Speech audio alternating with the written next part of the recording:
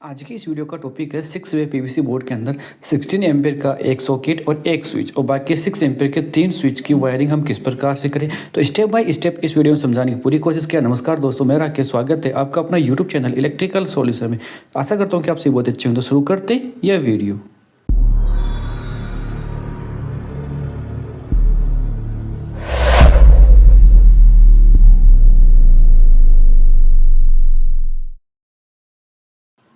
Board को अगर हम वॉल में फिट करते हैं तो उसके पहले हमें इसके जो होल हैं वहाँ पे मार्किंग करनी होती है। उसके बाद हमें ड्रिल मशीन के द्वारा यहाँ पे होल करके गिट्टी लगाना होता है। तो मैं यहाँ पे मार्किंग कर लिया हूँ और मैं जो यहाँ पे ड्रिल मशीन यूज़ करूँगा ये कॉर्डलेस ड्रिल मशीन का यहाँ पे यूज़ कर रहा हूँ। तो इसी की मदद से हम यहाँ पे टोटल इसके 4 होल हैं वो करेंगे।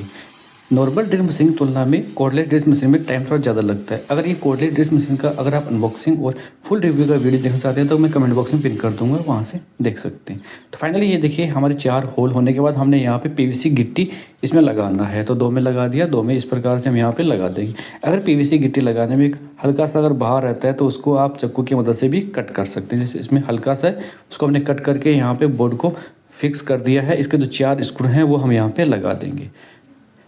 यहाँ पे जो हमने होल किया है और जो स्क्रू लगा रहे हैं, अगर हम इसको नॉर्मली अगर वैसे यूज़ करते हैं तो हमें किसी तरह के होल के या फिर स्क्रू लगाने की आवश्यकता नहीं होती, हम नॉर्मली यूज़ कर सकते हैं। लेकिन जो हम बोर्ड लगा रहे हैं ये वॉल के ऊपर फिक्स लगा रहे हैं परमानेंट। तो यहाँ पे देखेंगे इसके जो स्क्रू है उसको भी हम यहाँ पे इस कॉर्डलेस ड्रिल मशीन की मदद से यहाँ पे अच्छे से फिक्स कर देंगे। ध्यान रहे सभी स्क्रू को अच्छे से टाइट कर देना है। उसके बाद जो इसकी जो वायरिंग है बोर्ड की वो करेंगे हम। अभी बोर्ड के अंदर हमारे जो 4 स्क्रू थे वो यहाँ पे लग चुके हैं। अब हम करते हैं इसकी जो वायरिंग। देखिए हमने यहाँ पे 6 एम्पियर का सॉकेट इसमें यूज़ नहीं कर रहे हैं, हम कर रहे हैं 16 एम्पियर का। अगर आप 6 एम्पियर करना चाहें तो कर सकते, कोई दिक्कत नहीं है। तो देखिए 16 एम्पियर का जो मेन स्विच के थ्रू फेस सप्लाई सॉकेट में जाएगी, पहले हम वो लगा रहे हैं। जहाँ पे सॉकेट के अंदर एल लिखा होता है वहाँ पे हम फेस वायर कनेक्ट करते हैं, यानी जो राइट साइड है सॉकेट का वहाँ पे फेस वायर हमें लगाते हैं। तो एक स्विच के थ्रू हम इसे कनेक्ट कर रहे हैं। तो ये स्विच है वो भी यहाँ पे 16 एम्पियर का है। ध्यान दें अगर 16 एम्पियर का सॉकेट यूज़ कर रहे हैं तो उसके साथ हमें 16 एम्पियर का स्विच ही यूज़ करना चाहिए।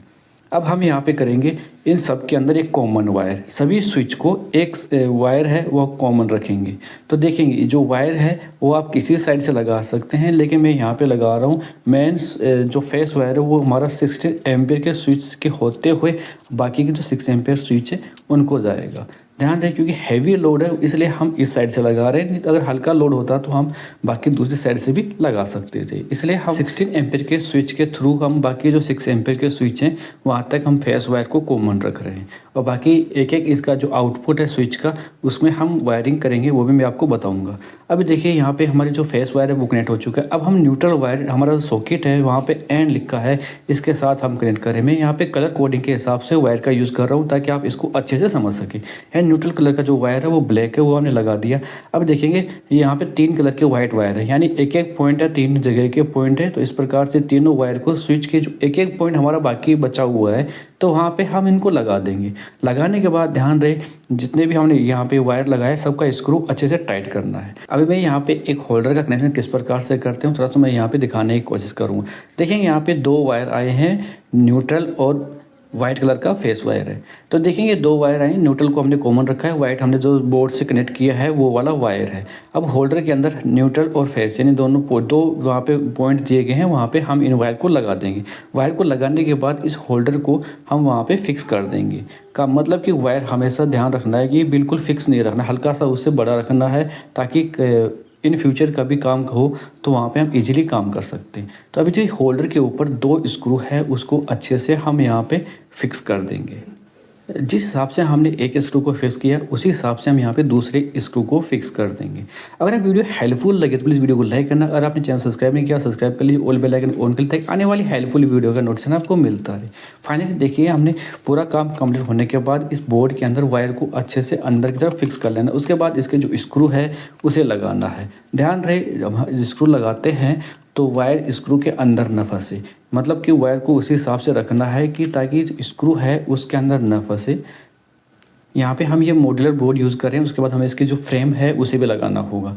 ध्यान रहे इसके टोटल हमें 4 स्क्रू मिले हैं तो चारों स्क्रू को लगाना है। अगर हम 2 स्क्रू लगाते हैं तो बोर्ड क्या है कि फिर अप और डाउन हो जाता है, वहाँ से लूज़ रह जाता है। तो यहाँ पे इसलिए हम जितने स्क्रू मिले हैं हम सभी लगा रहे हैं। उसके बाद जो इसकी फ्रेम है उसे हम फिक्स कर देंगे।